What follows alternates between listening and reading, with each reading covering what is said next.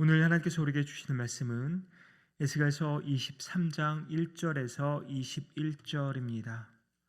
에스겔 23장 1절에서 21절까지 찾으셔서 함께 교독하겠습니다. 제가 먼저 1절 봉독합니다. 또 여호와의 말씀이 내게 임하여 이르시되 인자야, 두 여인이 있었으니 한 어머니의 딸이라. 그들이 애굽에서 행음하되 어렸을 때에 행음하여 그들의 유방이 눌리며 그 처녀의 가슴이 어루만져졌나니 그 이름이 형은 오홀라요 아우는 오홀리바라. 그들이 내게 속하여 자녀를 낳았나니 그 이름으로 말하면 오홀라는 사마리아요 오홀리바는 예루살렘이니라. 오홀라가 내게 속하였을 때에 행음하여 그가 연애하는 자 곧 그의 이웃 아수르 사람을 사모하였나니 그들은 다 자색 옷을 입은 고관과 감독이요 준수한 청년이요 말타는 자들이라.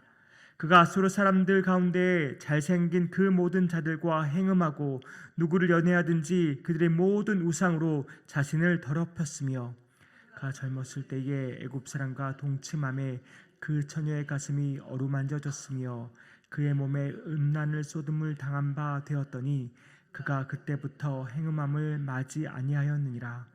그러므로 내가 그를 그의 정든 자 곧 그가 연애하는 아수르 사람의 손에 넘겼더니 그들이 그의 하체를 드러내고 그의 자녀를 빼앗으며 칼로 그를 죽여 여인들에게 이야기거리가 되게 하였나니 이는 그들이 그에게 심판을 행함이니라. 그가 오홀리바가 이것을 보고도 그의 형보다 음욕을 더하며 그의 형의 간음함보다 그 간음이 더 심함으로 그의 형보다 더 부패하여 졌느니라. 그가 그의 이웃 아수르 사람을 연애하였나니 그들은 화려한 의복을 입은 고관과 감독이요 말타는 자들과 준수한 청년이었느니라. 그 두 여인이 한 길로 행함으로 그도 더러워졌음을 내가 보았노라. 그가 음행을 더하였음은 붉은색으로 벽에 그린 사람의 형상 곧 갈대아 사람의 형상을 보았음이니 그 형상은 허리를 띠고 동이고 머리를 긴 수건으로 쌌으며 그의 용모는 다 준수한 자 곧 그의 고향 갈대아 바벨론 사람 같은 것이라. 그가 보고 곧 사랑하게 되어 사절을 갈대아 그들에게로 보내매 바벨론 사람이 나와 연애하는 침상에 올라 음행으로 그를 더럽히매 그가 더럽힘을 입은 후에 그들을 싫어하는 마음이 생겼느니라. 그가 이같이 그의 음행을 나타내며 그가 하체를 드러내므로 내 마음이 그의 형을 싫어한 것 같이 그를 싫어하였으나 그가 그의 음행을 더하여 젊었을 때 곧 애굽 땅에서 행음하던 때를 생각하고 그의 하체는 나귀 같고 그의 정수는 말 같은 음란한 간부를 사랑하였도다. 같이 읽습니다. 내가 젊었을 때에 행음하여 애굽 사람에게 내 가슴과 유방이 어루만져졌던 것을 아직도 생각하도다. 아멘. 오늘 본문은 다소 좀 불편하고 거북한 표현들이 실려 있습니다. 우상 숭배를 성적인 음행에 비유한 표현들을 우리는 성경에서 종종 찾아볼 수가 있습니다. 아마도 성적인 음행과 또 우상 숭배가 가지고 있는 어떠한 독특한 그리고 동일한 특성 때문인 것 같습니다. 언약적으로 맺어진 부부는 그 언약 안에서 부부 안에서만 성적인 관계를 맺어야 합니다. 그런데 배우자가 다른 사람과 성적인 관계를 갖는다면 우리는 그것을 간음을 저질렀다, 행음했다고 말합니다. 이것을 우리가 영적으로 한번 해석해 볼까요? 하나님은 이스라엘과 언약을 맺으셨습니다. 그러니까 신랑 되신 하나님, 신랑 되신 주님의 영적인 신부가 된 것입니다. 그 언약 아래서 백성은 하나님만을 섬기고 하나님만을 사랑해야 합니다. 그런데 하나님을 버리고 다른 것들을 의지하고 사랑한다면 그것은 영적인 간음입니다. 성적인 음행이나 우상 숭배나 다 자기가 맺은 그 언약을 깨뜨리는 행위인 것입니다. 오늘 본문의 비유를 보니까 한 어머니에게서 두 딸이 있습니다. 하나의 이름은 오홀라요, 또 다른 한 사람의 이름은 오홀리바입니다. 사절을 보니까 오홀라는 사마리아를, 오홀리바는 예루살렘을 가리킵니다. 결국 오홀라는 북이스라엘을 비유하고 있고 오홀리바는 남유다를 비유하고 있는 것입니다. 사실 우리가 아는 것처럼 이 에스겔서가 쓰여지는 이 당시에는 이미 북이스라엘이 멸망한 지 130년이나 지난 상황입니다. 그럼에도 이렇게 오홀라를 통해서 북이스라엘의 영적인 간음까지 언급하고 지적하는 이유가 분명 있을 텐데요.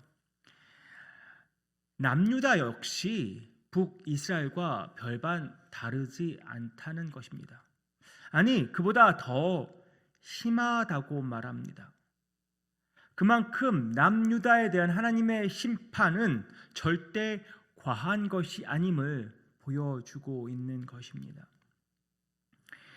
올리바를 문자적으로 풀이하면 내 텐트가 그녀 안에 있다라는 의미입니다. 다시 말해서 하나님의 장막이 오홀리바 곧 예루살렘 안에 있다는 것입니다. 예루살렘 안에 위치한 여호와의 성전, 그것을 하나님은 인정하셨습니다. 그런데 하나님의 임재가 예루살렘에 그렇게 임했음에도 불구하고 남유다 사람들은 하나님이 아닌 다른 우상을 찾은 것입니다. 그리고 그 우상, 그 헛된 우상을 섬기고 숭배한 것입니다. 이 두 자매 오홀라와 오홀리바는 3절에 보니까 어려서부터 행음했다고 말합니다. 다른 말로 하면 애굽에서부터, 그들이 애굽에 있을 때에서부터 우상 숭배를 했다는 말이죠.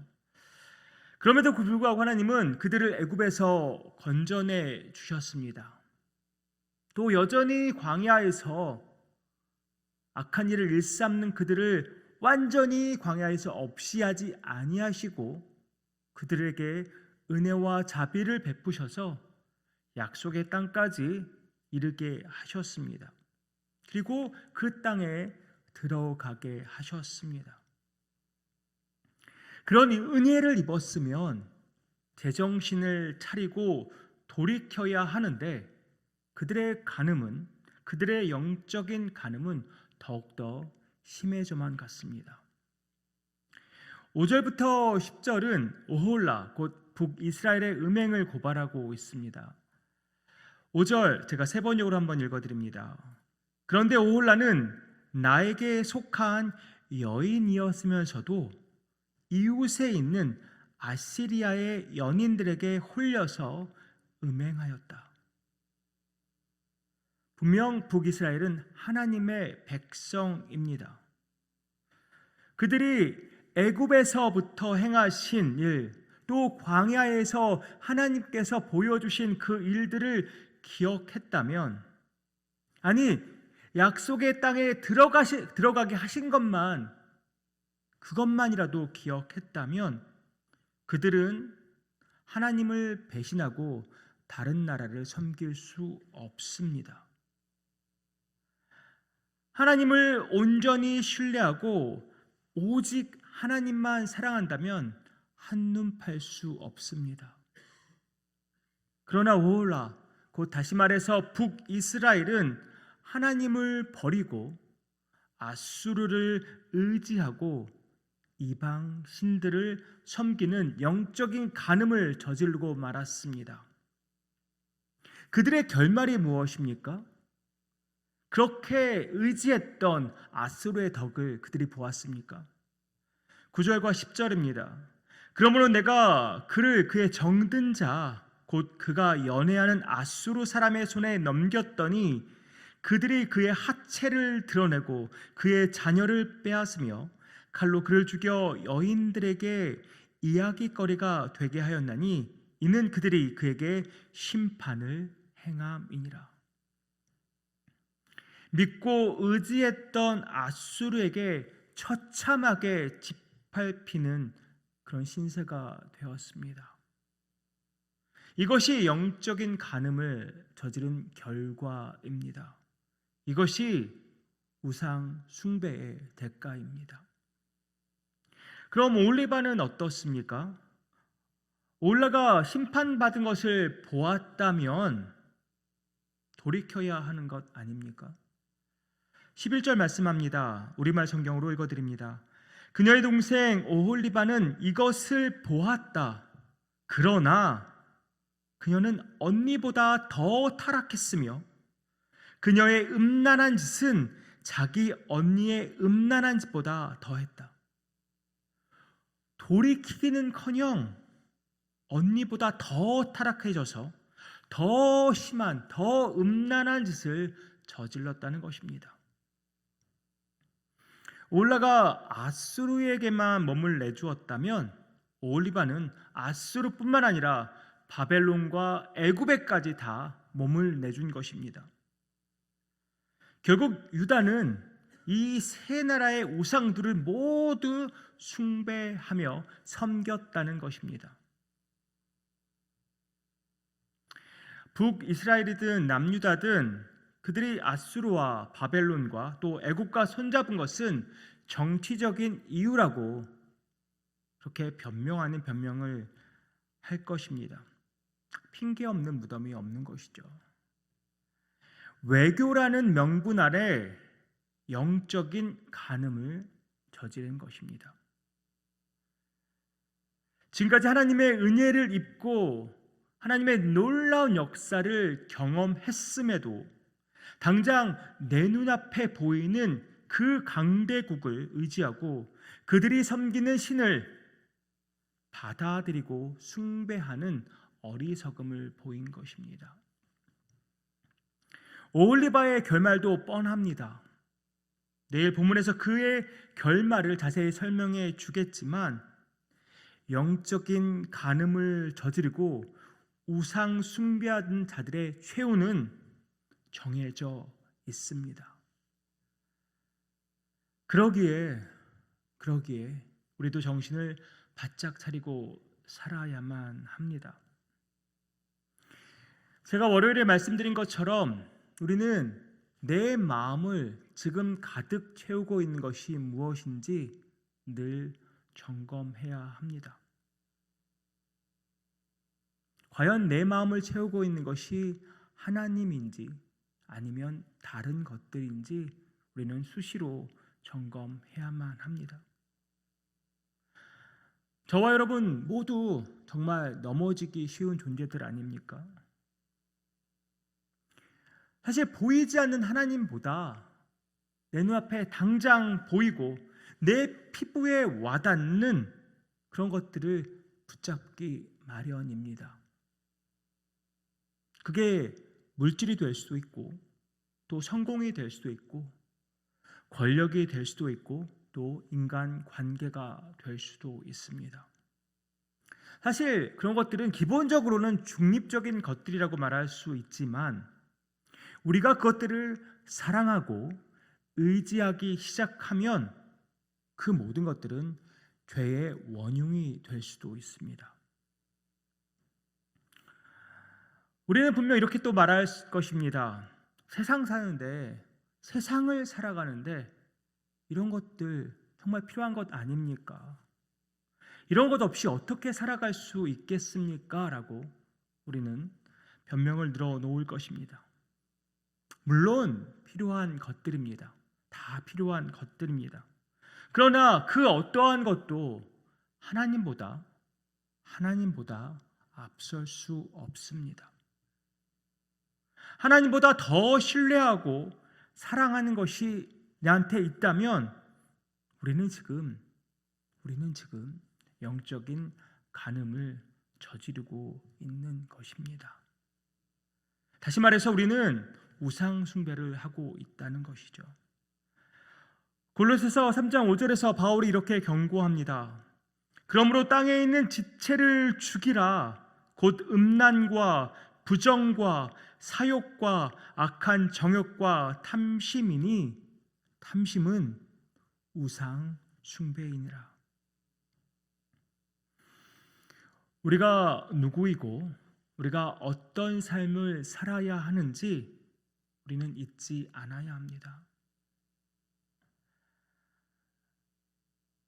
골로새 3장 5절 바로 앞에 있는 1절부터 4절까지의 말씀을 읽어드리면서 오늘 말씀 마무리하고 싶은데요. 이 말씀 함께 묵상하시면서 내가 무엇을 붙잡고 살아가야 하는지, 그리고 나는 과연 누구인지를 다시 한번 되새기는 시간 되기 원합니다. 그러므로 여러분이 그리스도와 함께 살려주심을 받았으면 위의 것들을 추구하십시오. 거기에는 그리스도께서 하나님의 오른쪽에 앉아 계십니다. 여러분은 땅에 있는 것들을 생각하지 말고 위에 있는 것들을 생각하십시오. 여러분은 이미 죽었고 여러분의 생명은 그리스도와 함께 하나님 안에 감추어져 있습니다. 여러분의 생명이신 그리스도께서 나타나실 때에 여러분도 그분과 함께 영광에 쌓여 나타날 것입니다. 주님의 거룩한 신부로서 세상의 모든 헛된 신을 버리고 오직 주님만 섬기고 의지하고 사랑하는 저와 여러분 되기를 주님의 이름으로 축복합니다. 기도하겠습니다. 아버지 하나님, 오홀라와 오홀리바의 영적인 간음을 우리가 보았습니다. 하나님의 놀라운 은혜를 입었음에도, 하나님이 보여주신 놀라운 역사를 경험했음에도 그들은 그저 당장 내 눈앞에 보이는 것들을 의지하고 섬기고 사랑했습니다. 주님, 혹여 이것이 나의 모습은 아닙니까? 당장 내 삶에 또 지치고 넘어지고 힘들다 보니 당장 세상 것들을 의지하고 사랑하며 살아가는 것은 아닌지 돌아보게 됩니다. 아버지 하나님, 세상의 모든 헛된 것들을 과감하게 내어버리고 오직 주님만 섬기는 거룩한 신부 되게 하여 주시옵소서. 오직 주님만 사랑하는 거룩한 신부 되게 하여 주시옵소서. 주님이 다시 오시는 그날까지 거룩한 신부로서 오직 주님만 신뢰하고 의지하고 사랑하고 섬기는 우리 누장의 모든 권속들 되기 원합니다. 주님 함께하여 주시옵소서. 모든 말씀 예수 그리스도의 이름으로 기도하옵나이다. 아멘.